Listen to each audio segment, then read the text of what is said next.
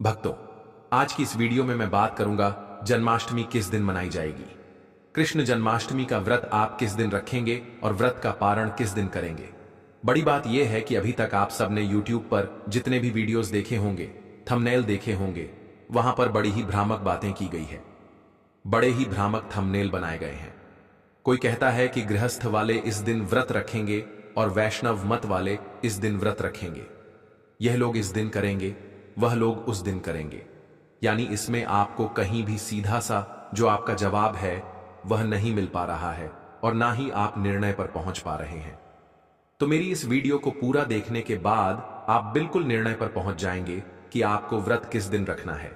इसीलिए कृपया इस वीडियो को अंत तक जरूर देखिएगा, जिससे कि आप समझ पाएं कि हमें कब व्रत रखना है और किस तरीके से रखना है, इस दिन हमें क्या करना है और क्या नहीं करना है। यानी मैं संपूर्ण जानकारी पंचांग और ज्योतिष शास्त्र के आधार पर ही बताऊंगा। इसमें कोई भी बात मनगढ़ंत तरीके से नहीं कही जाने वाली है। साथ ही बताऊंगा कि कैसे आपको पूजन करना चाहिए, क्या विधि रहेगी। बहुत ही संक्षेप रूप में आपको बताने की पूरी कोशिश करूंगा। लेकिन सबसे बड़ी बात मैं आपको यह बताऊंगा कि आपको व्रत किस दिन रखना है। देखिए, सनातन धर्म को लेकर जो भ्रम उत्पन्न करने की कोशिश की जा रही है, उसे दूर करना सबसे ज्यादा जरूरी है अपने व्रत की सफलता के लिए और भगवान कृष्ण का आशीर्वाद प्राप्त करने के लिए। तो देखिए, सबसे पहले तो आप कमेंट सेक्शन में जय श्री कृष्ण राधे राधे लिख दीजिए और वीडियो को लाइक कर दीजिए। और अगर यह जानकारी अच्छी लगे तो आप मुझे कमेंट सेक्शन में यह बताइए कि आप मेरी इस वीडियो को कहां से देख रहे हैं, और वीडियो को लाइक करना भी बिल्कुल भी मत भूलिएगा। तो देखिए भक्तों, आने वाली जो जन्माष्टमी है, जन्माष्टमी का नियम यह कहता है कि कृष्ण जन्माष्टमी का जो त्योहार है यह भाद्रपद मास की अष्टमी तिथि के रोहिणी नक्षत्र में मनाया जाता है। और सदा निर्धारण इसी के आधार पर ही होता है कि किस दिन भाद्रपद मास की कृष्ण पक्ष की अष्टमी तिथि पड़ रही है और रोहिणी नक्षत्र कब आ रहा है। जब इसका संयोग बनता है उसी दिन अष्टमी का निर्धारण होता है और इसी दिन आपको व्रत और पूजन करना होता है। जन्माष्टमी का जो व्रत है यह निर्जला रखा जाता है और इसको रात को 12 बजे के बाद ही खोला जाता है। जिसके लिए निर्जला रखना संभव हो वे निर्जल रख सकते हैं, और जो निर्जल नहीं रख सकते ऐसे में आप जल पीकर भी इस व्रत को कर सकते हैं।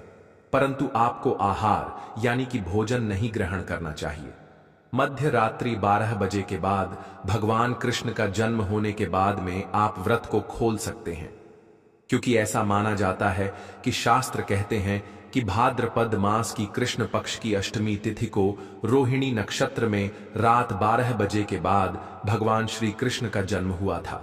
और इसी विधान से रात को 12 बजे के बाद ही रोहिणी नक्षत्र आने पर पूजा पाठ किया जाता है, भगवान की आरती की जाती है, भगवान को नहलाया जाता है।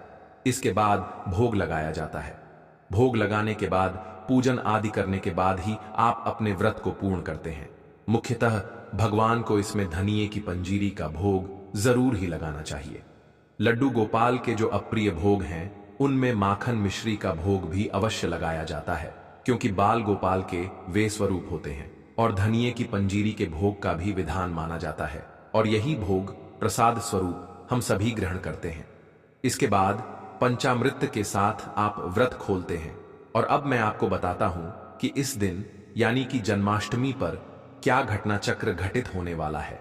तो देखिए, इस साल की शुरुआत में ही मैंने आप सभी को बता दिया था कि ये जो साल है, साल 2025 बहुत ही ज्यादा उत्तम नहीं रहने वाला है, क्योंकि इस साल में कोई भी त्योहार अपने सही समय पर और सही अवस्था में नहीं पड़ रहा है।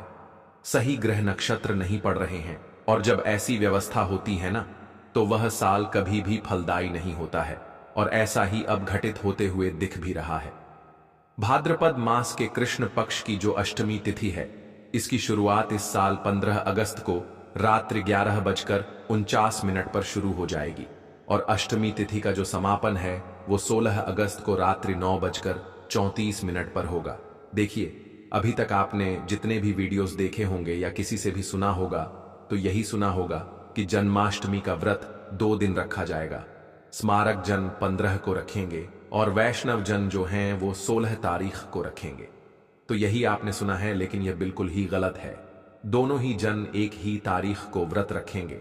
और इस साल सबसे बड़ी स्थिति जो उत्पन्न हो रही है वो यह है कि जो रोहिणी नक्षत्र है वह इन दोनों ही तारीखों में ना तो 15 अगस्त को आ रही है और ना ही 16 अगस्त को पड़ रही है। रोहिणी नक्षत्र आ रहा है सीधा 17 अगस्त को, यानी कि विपरीत में, और वह भी 4:30 बजे के आसपास में। तो इस बार जो जन्माष्टमी जो रोहिणी नक्षत्र के बिना होने जा रही है, इस साल वो हमारे पास दो विकल्प के रूप में है, 15 को करें या फिर 16 को करें।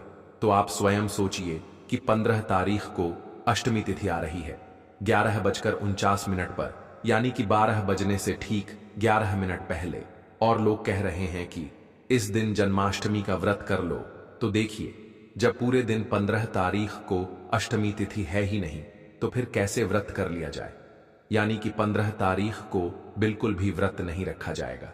और अब जो दूसरी तारीख पड़ रही है 16 अगस्त की, तो देखिए 16 तारीख की बात करूं तो इस दिन सूर्य के मुख से अष्टमी है। कृष्ण पक्ष की अष्टमी जो है यह रात को 9:30 बजे तक रहेगी और 16 तारीख को फिर जन्माष्टमी का व्रत किया जाएगा। तो उचित है और न्यायोचित भी है, न्याय के अनुसार भी है, परंतु 15 तारीख को व्रत नहीं किया जाएगा। आप सभी 16 अगस्त को ही जन्माष्टमी के महापर्व का व्रत रखेंगे, क्योंकि इसी दिन सूर्य के मुख से अष्टमी तिथि है। और सिंधु ज्योतिष शास्त्र यह कहता है कि अगर कोई तिथि सूर्योदय के 2.5 घंटे तक रह जाती है तो उसके बाद यह पूरे दिन मानी जाती है। तो शास्त्रीय विधान को लगाते हुए, शास्त्रीय नियमों को लगाते हुए भी पूरे दिन अष्टमी 16 अगस्त की तारीख को ही मानी जाएगी और इसी दिन आप सब व्रत रखेंगे। यही उत्तम रहेगा, सर्वथा कल्याणकारी रहेगा। और इसका पारण जो है वह 17 तारीख को सूर्योदय के बाद किया जाएगा, क्योंकि जो रोहिणी नक्षत्र है वह 17 तारीख को है। इस वजह से आप सूर्यास्त के बाद में 17 तारीख को इस व्रत का पारण सभी कर लीजिएगा। यह थी संपूर्ण जानकारी कि जन्माष्टमी के जो शास्त्रीय विधान के अनुसार साल 2025 में योग बन रहे हैं, उस अनुसार आपको कब व्रत रखना है और कब इसका पारण करना है। और जन्माष्टमी व्रत से जुड़ी हुई संपूर्ण जानकारी मैंने अपने चैनल वास्तुशास्त्र ज्ञान पर डालना प्रारंभ कर दी है। आप सभी इस वीडियो को देखने के बाद मेरे चैनल वास्तुशास्त्र ज्ञान में विजिट करके हर एक जानकारी को अच्छे से समझ लीजिए और पूरे मनोभाव के साथ इस व्रत को रखकर संपूर्ण फल की प्राप्ति कीजिएगा। साथ ही आप मेरे चैनल वास्तुशास्त्र ज्ञान में अपने निजी जीवन से जुड़ी हर समस्या का समाधान भी बिल्कुल मुफ्त में पा सकते हैं। देखिए दोस्तों, यह जो जन्माष्टमी है वह साल में सिर्फ एक बार आती है, बार बार नहीं आती है। पूरे 365 दिन इंतजार के बाद यह तिथि आपको मिलती है। इसलिए इस उपाय को भ्रम से बिल्कुल मत कीजिएगा। और भगवान कृष्ण और राधा रानी का उपाय है तो इसे हल्के में लेने की गलती भी मत कीजिएगा, क्योंकि यह उपाय आपकी बंद किस्मत की चाबी की तरह काम करेगा और इस चाबी को आप हासिल जरूर कीजिएगा। दोस्तों, पंचांग के अनुसार इस साल भाद्रपद माह में कृष्ण पक्ष की अष्टमी तिथि की शुरुआत 15 अगस्त की देर रात 11:49 पर होगी। वहीं अष्टमी तिथि का समापन 16 अगस्त की रात 9:34 पर होगा, यानी कि जन्माष्टमी का व्रत 15 अगस्त को ही रखा जाएगा। भगवान कृष्ण का जन्म भाद्रपद माह के कृष्ण पक्ष की अष्टमी तिथि को मध्य रात्रि में हुआ था, तो इस हिसाब से 16 अगस्त को मध्य रात्रि में उनका जन्मोत्सव मनाया जाएगा। इसलिए 15 अगस्त को जन्माष्टमी का व्रत रखा जाएगा और 16 अगस्त को जन्मोत्सव मनाया जाएगा। आप सभी को पता है कि हमारे कन्हैया का जन्म भाद्रपद की अष्टमी तिथि को रोहिणी नक्षत्र और चंद्रमा वृषभ राशि के मध्य रात्रि में हुआ था और उनके जन्म लेते ही दिशाएं स्वच्छ और प्रसन्न एवं समस्त पृथ्वी पर मंगलमय होना प्रारंभ हो गया था। विष्णु के अवतार श्री कृष्ण के प्रकट होते ही जेल की कोठरी में प्रकाश फैलने लगा था। कृष्ण के प्राकट्य से स्वर्ग में देवताओं की धुन और पूरे ब्रह्मांड में उनका गान प्रारंभ हो गया। हर तरफ खुशियां मनाई जा रही थी। शास्त्रों में जन्माष्टमी व्रत के महत्व को 1001 एकादशी व्रत के समान माना गया है, यानी कि 100 बार गंगा स्नान करने का जो पुण्य मिलता है, मात्र एक जन्माष्टमी व्रत करने से आपको प्राप्त हो जाता है।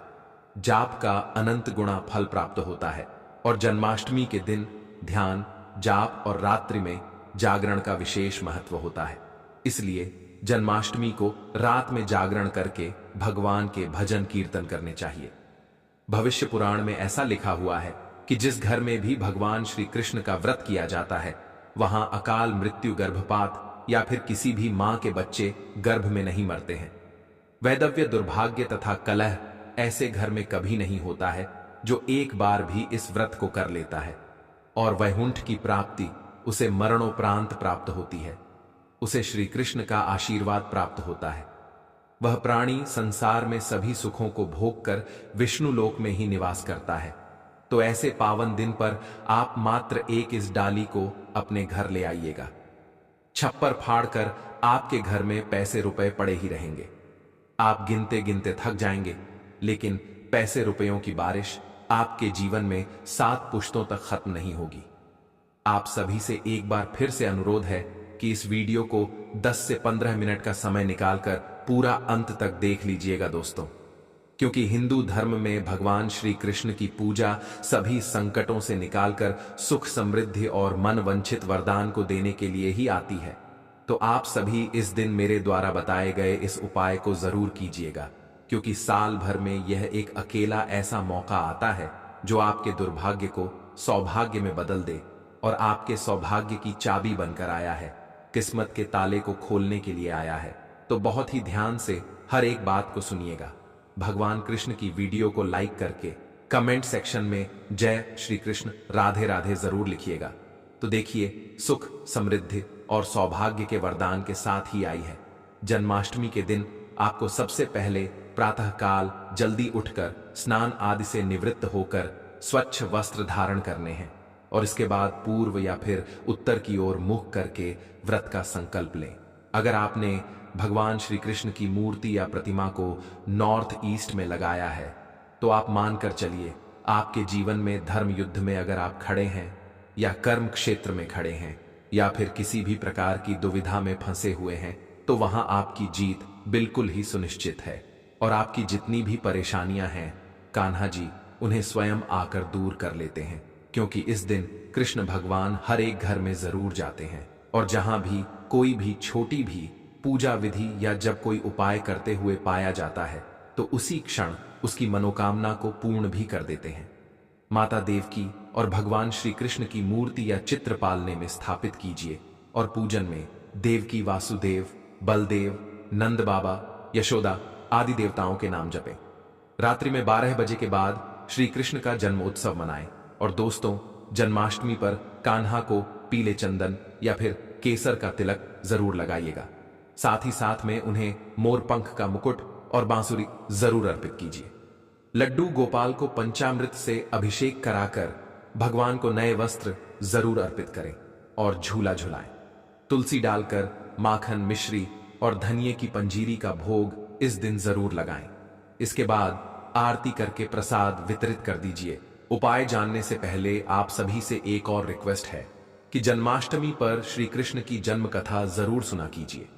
जन्माष्टमी की यह कथा चुपके से सुनने से समस्त तकलीफें, बीमारियां समाप्त हो जाती हैं, जड़ से खत्म हो जाती हैं, पितृदोष शांत हो जाता है, मंगल दोष, काल सर्प दोष या शनि दोष या शनि की ढैया चल रही है तो वह भी तुरंत ही ठीक हो जाती है। और साल 2025 में जन्माष्टमी शनिवार के दिन पड़ रही है, तो ऐसे में आपके सभी प्रकार के दोष जरूर शांत हो जाएंगे। अगर आप इस कथा को पूरे मन से चुपचाप सुनते हैं तो आइए सुन लेते हैं जन्माष्टमी की यह कथा। भक्तों, पौराणिक कथाओं के अनुसार भाद्रपद माह के कृष्ण पक्ष की अष्टमी तिथि को भगवान श्री कृष्ण ने माता देवकी की 8वीं संतान के रूप में जन्म लिया था। कृष्ण का जन्म मथुरा में कंस के कारागार में ही हुआ था और माता देवकी राजा कंस की बहन थी। महाराजा कंस को सत्ता का लालच था। उसने अपने पिता राजा उग्रसेन की राजगद्दी छीनकर उन्हें जेल में बंद कर दिया था और स्वयं को मथुरा का राजा घोषित कर दिया। राजा कंस अपनी बहन देवकी से बहुत प्रेम करता था। उन्होंने अपनी बहन देवकी का विवाह वासुदेव से कराया था। लेकिन जब देवकी को विदा कर रहे थे तभी एक आकाशवाणी हुई कि देवकी की 8वीं संतान, 8वां पुत्र कंस की मौत का कारण बनेगा। यह सुनकर कंस डर गया और उसने तुरंत अपनी बहन और उसके पति वासुदेव को जेल में बंद कर दिया और उनके आसपास सैनिकों को पहरेदारी के लिए खड़ा कर दिया। कंस अपनी मौत के डर से देवकी और वासुदेव के 7 संतानों को मार चुका था और भगवान श्री कृष्ण का जन्म इसके बाद ही भाद्रपद माह के कृष्ण पक्ष की अष्टमी तिथि को रोहिणी नक्षत्र में अंधेरी रात में माता देवकी के गर्भ से 8वीं संतान के रूप में उन्होंने जन्म लिया। श्री कृष्ण के जन्म लेते ही कोठरी प्रकाशवान हो गई। आकाशवाणी हुई कि विष्णु ने कृष्ण की 8वीं संतान के रूप में देवकी के कोख से जन्म ले लिया है। आकाशवाणी में यह भी कहा गया कि वासुदेव जी आप गोकुल में जाकर बाबा नंद के पास भगवान श्री कृष्ण को छोड़ आए और उनके घर में जन्म ली हुई कन्या को अपने साथ यहां पर ले आए। इसके बाद वासुदेव की हथकड़ियां धीरे धीरे खुलने लगीं और सभी पहरेदार भी सो गए। कान्हा को एक टोकरी में बाल गोपाल की तरह रखकर सिर पर रख लिया और फिर गोकुल की ओर चल पड़े। कान्हा को गोकुल धाम ले जाने में वासुदेव जी को कई मुसीबतों का सामना करना पड़ा। यमुना नदी में कृष्ण जी के चरणों को स्पर्श करने के लिए तूफान उमड़ पड़ा, लेकिन जैसे ही चरणों को स्पर्श किया फिर वह तूफान अपने आप ही शांत पड़ गया। इसके बाद वे कान्हा को बाबा नंद के पास छोड़ आए और गोकुल से कन्या को लेकर वापस लौट आए। जेल अपने आप बंद हो गए और उनके हाथों की हथकड़ियां भी अपने आप ही लग गईं।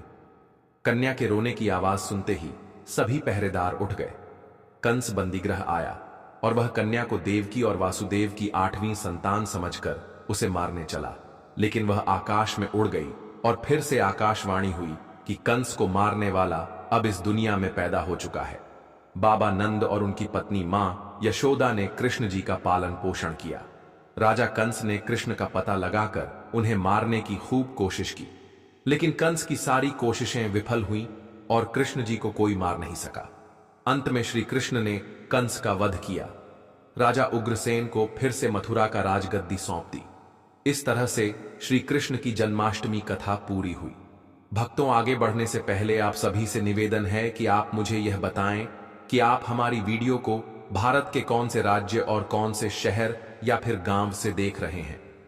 अपना नाम और राशि भी जरूर लिखिएगा ताकि राशि अनुरूप जन्माष्टमी पर जो उपाय बनते पड़ेंगे वो मैं आप सभी को कमेंट सेक्शन में ही बता दूंगी। साथ ही भगवान श्री कृष्ण और राधा रानी की इस वीडियो को लाइक करके आपको चैनल वास्तु शास्त्र ज्ञान को भी सब्सक्राइब जरूर कर देना है। अब जानते हैं कि जन्माष्टमी के दिन हमें कौन सी गलतियां भूल से भी नहीं करनी चाहिए। तो देखिए, जन्माष्टमी के दिन तुलसी पत्तियां तोड़ने से हमें बचना चाहिए।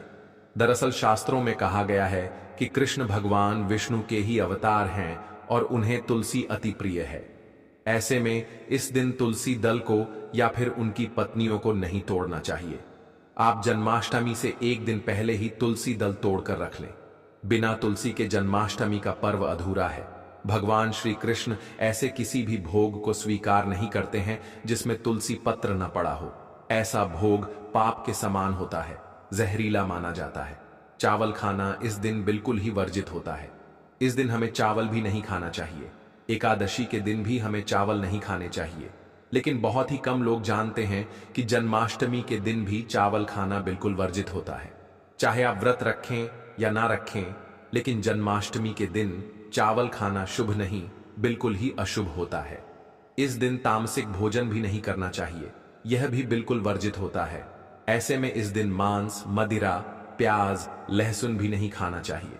इस गलती से भी लहसुन प्याज को खाने से भी आपके राहु केतु सक्रिय हो सकते हैं और जिसका दुष्प्रभाव आपको पूरे जीवन भुगतना पड़ सकता है। भगवान विष्णु और राहु केतु के बीच भीषण युद्ध हुआ था, इसीलिए इस कार्य से भी आपको बचना चाहिए। भगवान कृष्ण के किसी भी भक्त का या फिर इस दिन जो भी कोई व्रत रखता है या पूजा करता है, ऐसे व्यक्ति का हमें अनादर बिल्कुल भी नहीं करना चाहिए। किसी भी व्यक्ति का अनादर करने से बचना है। एक बार किसी व्यक्ति ने भगवान कृष्ण के भक्त का अनादर यानी कि अपमान कर दिया था। उसी क्षण भगवान कृष्ण ने अपने भक्त को श्राप दिया था। इसीलिए किसी का भी अपमान इस दिन ना करें। गाय को सताना या गाय को परेशान करना बिल्कुल भी इस दिन से करने से आपको बचना है, क्योंकि भगवान श्री कृष्ण की प्रिय होती है गैया, इसलिए उनका पालन पोषण या फिर ग्वाले के ऊपर भी हमें अनादर नहीं करना चाहिए। ऐसे में जन्माष्टमी के दिन किसी भी गाय और बछड़े को भूलकर भी नहीं सताना चाहिए, और बल्कि इस दिन गाय को चारा खिलाना, गाय की सेवा करना सबसे ज्यादा उत्तम और शुभकारी होता है।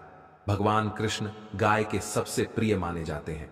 गाय माता को सबसे ज्यादा प्यार करते हैं, इसलिए गाय को इस दिन रोटी, फल वगैरह या मिठाई अवश्य ही खिलाएं, चारा भी जरूर खिलाएं। जन्माष्टमी के दिन केवल सात्विक भोजन ही करना चाहिए। जन्माष्टमी व्रत में दूध और दही से जुड़ी हुई चीजें जरूर ही खानी चाहिए। व्रत के दौरान ताजे फलों के साथ साथ में शेक, लस्सी, छाछ या फिर दूध का मजा ले सकते हैं। नारियल पानी भी पी सकते हैं। जन्माष्टमी के दिन पेड़ों को काटना भी अशुभ माना जाता है।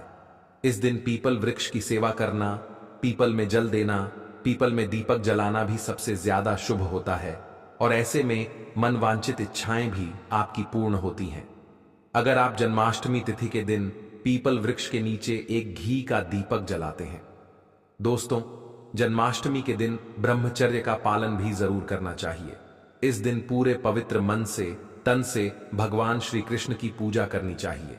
कम से कम इस दिन पत्नी से दूरी बनाकर रखनी चाहिए और पति पत्नी को मिलकर जन्माष्टमी की पूजा करनी चाहिए और संयम और नियम का पालन करना चाहिए। ऐसा करने से सुशील पुत्र की प्राप्ति होती है, और ऐसे बालक का मुख भगवान श्री कृष्ण की तरह ही होता है और शरीर भगवान श्री कृष्ण की तरह कोमल होता है। जो लोग इस दिन व्रत रखते हैं, उन्हें रात में 12 बजे से पहले अपना व्रत नहीं खोलना चाहिए। उससे पहले व्रत खोलने से पूजा का फल नहीं मिलता है और व्रत भी अधूरा माना जाता है। जन्माष्टमी पर करें इन मंत्रों का जाप। तो ध्यान से सुनिएगा। भगवान कृष्ण की कृपा से आपकी समस्त गरीबी दूर हो जाएगी। आप धनवान हो जाएंगे, मालामाल हो जाएंगे। आपके घर में राधा रानी की कृपा बसेगी, मां लक्ष्मी की असीम कृपा बसेगी। मंत्र बहुत ध्यान से सुनिएगा, या फिर आप कहीं पर इस मंत्र को नोट करके लिख लीजिए। मंत्र है ओम श्रीम क्लीम कृष्णा आय नमः। एक बार फिर से बोल देता हूं, ओम क्लीम कृष्णा आय नमः। भगवान श्री कृष्ण के इस मंत्र का जाप करने से धन धान्य की प्राप्ति होती है।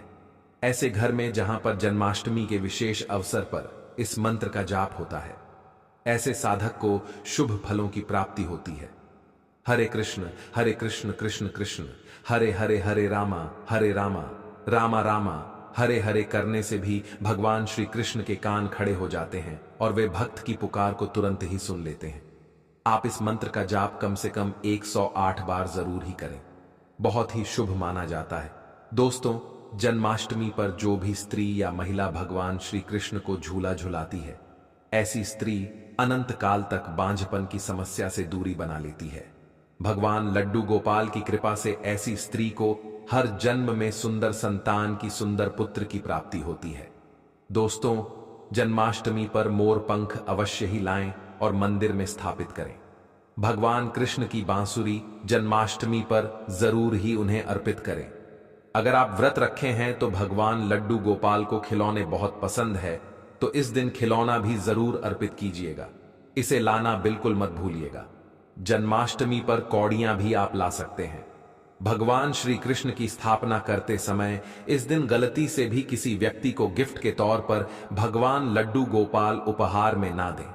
इससे घर में लक्ष्मी रिष्ट हो जाती है और जन्माष्टमी पर सोने, चांदी, तांबा, पीतल की खरीदारी कर सकते हैं। यह शुभ माना जाता है। जन्माष्टमी के दिन पालना जरूर ही खरीद कर लेकर आना चाहिए और लड्डू गोपाल को इसमें झुलाना चाहिए। दोस्तों, जन्माष्टमी पर तुलसी माता के सामने भगवान कृष्ण के 4 नाम जैसे गोपाला, गोविंदा, देवकी नंदन और दामोदर जरूर ही पुकारें। साथ ही में ओम नमो भगवते वासुदेवाय नमः मंत्र का जाप करें। ऐसा करने से सभी समस्याएं दूर हो जाएंगी। माता तुलसी आपके घर में धन धान्य से भर देंगी। जन्माष्टमी के दिन भोग में मक्खन के साथ में तुलसी दल जरूर ही डालें और भगवान कृष्ण को अर्पित करें। दोस्तों, जन्माष्टमी के शुभ अवसर पर नमक का छोटा सा उपाय जरूर ही करें। आपके समस्त प्रकार के पापों का नष्ट होगा और गरीबी बिल्कुल जड़ से खत्म हो जाएगी। आपकी नौकरी लग जाएगी, संतान प्राप्ति होती है, और साथ ही व्यापार में अगर आप बहुत ही ज्यादा डाउन चल रहे हैं, व्यापार आपका नहीं चल रहा है, ग्राहक नहीं आ रहे हैं, तो ऐसे में नमक का यह उपाय आप अवश्य ही कीजिएगा। दोस्तों, हम भी नमक का उपाय पूरे परिवार के साथ करते हैं।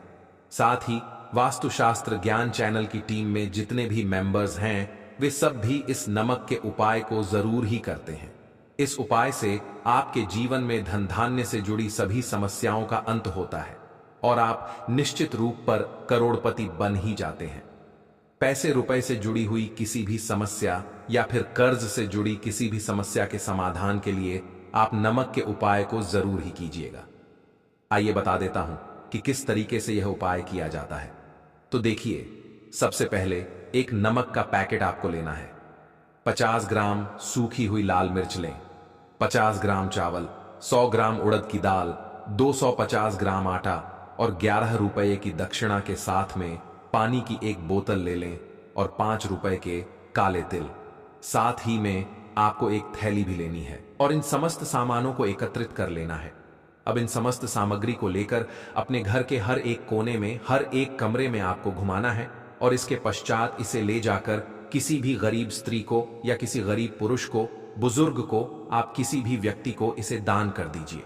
दोस्तों, दान करने के पश्चात ध्यान रखिएगा कि आपको पीछे मुड़कर बिल्कुल भी नहीं देखना है। दोस्तों, यकीन मानिए, गुरु परंपरा से प्राप्त यह महा उपाय आपकी काया पलट कर रख देगा।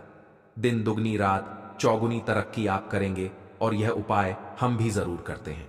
तो सभी प्रकार के संकटों से मुक्ति पाने के लिए इस उपाय को आप जरूर कीजिएगा और इस वीडियो को भी ज्यादा से ज्यादा शेयर कीजिएगा।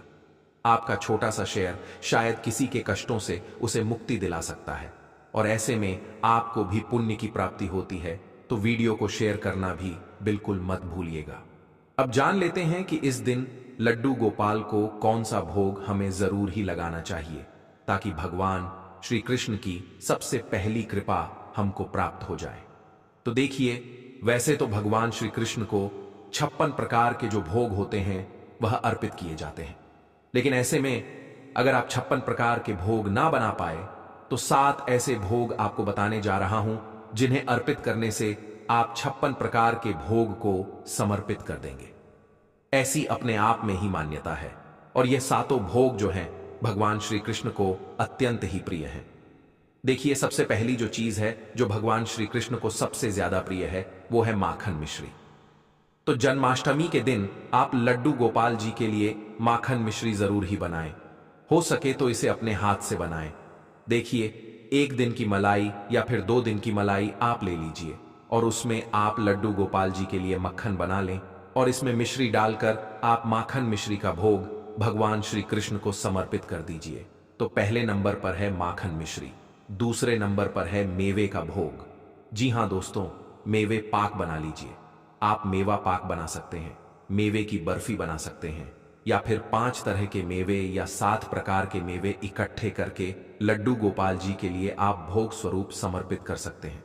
जन्माष्टमी के दिन मेवे का भोग जरूर समर्पित कीजिएगा। अगली वस्तु जो कि भोग है वो है धनिये की पंजीरी। जी हां दोस्तों, घर में ही धनिया भूनकर उसमें थोड़ी सी मिश्री फ्रूट्स वगैरह आप डाल सकते हैं या फिर ड्राई फ्रूट्स वगैरह डाल करके पंजीरी को तैयार कर लीजिए और फिर इसे भी आप भोग स्वरूप समर्पित कर सकते हैं। अगला जो भोग है वह है पंचामृत। दूध, दही, घी, शहद, शक्कर से 5 चीजों से मिलाकर पंचामृत बनाएं और उसे भोग स्वरूप आप समर्पित कर दीजिए। पंचामृत का भोग जरूर ही समर्पित करना चाहिए। देखिए, जब भी कोई भी छोटा बच्चा जन्म लेता है तो सबसे पहले उसे शहद चटाया जाता है, तो शहद का भोग भी आप इस दिन जरूर समर्पित करें। जन्माष्टमी के दिन भगवान श्री कृष्ण को शहद चटाना उनके जन्म दिवस के रूप में ही मनाया जाता है, तो ऐसे में शहद जरूर ही समर्पित कीजिएगा। इसके साथ ही भगवान श्री कृष्ण को खीरा भी अति प्रिय है। जन्माष्टमी के दिन आप खीरे का भोग भी जरूर समर्पित करें और इन सभी प्रकार के भोग में तुलसी दल डालना बिल्कुल भी मत भूलिएगा, क्योंकि तुलसी पत्र के बिना यह सभी भोग उनके लिए बिल्कुल अशुभ है और वे इन्हें ग्रहण बिल्कुल भी नहीं करेंगे। तो तुलसी दल आप जन्माष्टमी से 1 दिन पहले जरूर ही तोड़ लीजिएगा। अब बात करते हैं उस एक डाली के बारे में जो कि जन्माष्टमी के दिन हमें अपने घर में ला कर के अपने घर की तिजोरी में या पैसे रुपए वाले स्थान पर रखना है। तो इस दिन आपको पीपल का एक पत्ता लाना है, बिल्कुल भी कटा फटा ना हो। इसके ऊपर थोड़ी सी रोली, थोड़ा सा अक्षत, 1 रुपये का सिक्का रखकर इसे लाल रंग के कपड़े में बांध करके भगवान श्री कृष्ण के चरणों में आपको सबसे पहले समर्पित कर देना है। और फिर अगले दिन इस पोटली को उठाकर आप अपने पैसे रुपए के स्थान पर रख लीजिए। मानकर चलिए दोस्तों, हमेशा छप्पर फाड़ आपके घर में पैसा बना रहेगा। पैसे की कभी कोई दिक्कत आएगी ही नहीं। जब भी हम हिंदू धर्म में पूजा तथा पूजा घर की बात करते हैं या फिर लड्डू गोपाल की बात करते हैं, तो दोस्तों घर घर में काफी सारे लोग जो भी कृष्ण भक्त होते हैं वह सभी अपने घर में लल्ला को जरूर रखते हैं। हर घर के मंदिर में प्रायः लड्डू गोपाल देखने को मिलते हैं। पर कुछ लोग शुरुआत में तो भगवान को स्थापित करने के नियम का पालन करते हैं, लेकिन धीरे धीरे बाद में नियमों को अनदेखा कर देते हैं। दोस्तों अगर आपके घर पर लड्डू गोपाल है तो लड्डू गोपाल की सेवा के अलावा रोजाना के कामों में भी कुछ नियमों का पालन करना आपका धर्म बनता है। आज मैं आपको बताऊंगा कि किस प्रकार से आप अगर घर में अपने लड्डू गोपाल रखते हैं तो आपको एक छोटी सी भूल नहीं करनी चाहिए, वरना आपकी सारी सेवा बेकार हो जाती है। एकदम सच्ची बात है उन करोड़ों कृष्ण भक्तों द्वारा जो अक्सर अपने जीवन में लड्डू गोपाल की नटखट शरारतों के प्रत्यय अनुभव और दर्शनों का महा सौभाग्य पाते हैं। जैसे कोई छोटा सा मासूम बच्चा हो और आप उसको पिट दे, लेकिन फिर थोड़ी देर बाद आप उसे प्यार से बुलाए तो वह अपनी मां को भूलकर आपके पास खिलखिलाते हुए चला आता है। उसी तरह से कोई बड़े से बड़ा पापी भी अगर अच्छा इंसान बनना चाहता है तो वह भी प्रेम से अगर लड्डू गोपाल को बार बार बुलाए तो लड्डू गोपाल ठुमक ठुमक करके हंसते हुए उसके पास पहुंच जाते हैं। हमारे शास्त्रों में लाड़ लड़ाने की बड़ी महिमा बताई गई है। कई लोगों को तो पता ही नहीं होता है कि लाड़ लड़ाना किसको कहा जाता है। लाड़ लड़ाना वह तरीका है जिससे अनंत ब्रह्मांड को जन्म देने वाला, पालने वाला और नष्ट करने वाला परम सत्ता आपके बंधन में बंध जाता है। अब यह आपके ऊपर है कि आप उन्हें किस रिश्ते में बांधना चाहते हैं। आप जिस भी रिश्ते से सबसे ज्यादा प्यार महसूस करते हैं, चाहे वह बेटा हो, भाई हो, भतीजा हो, भांजा हो, कोई भी रिश्ता हो, उसी रिश्ते से बिना किसी संकोच के बाल गोपाल को जोड़ें और फिर कुछ दिनों तक उस रिश्ते को नियम से निभाएं। आप चमत्कार देखिए, कुछ दिन बाद भले ही आप उस रिश्ते को भूल जाएंगे पर आपके लड्डू गोपाल नहीं भूलेंगे। दोस्तों आप देखेंगे आपको महान आश्चर्य होगा कि जब रिश्ता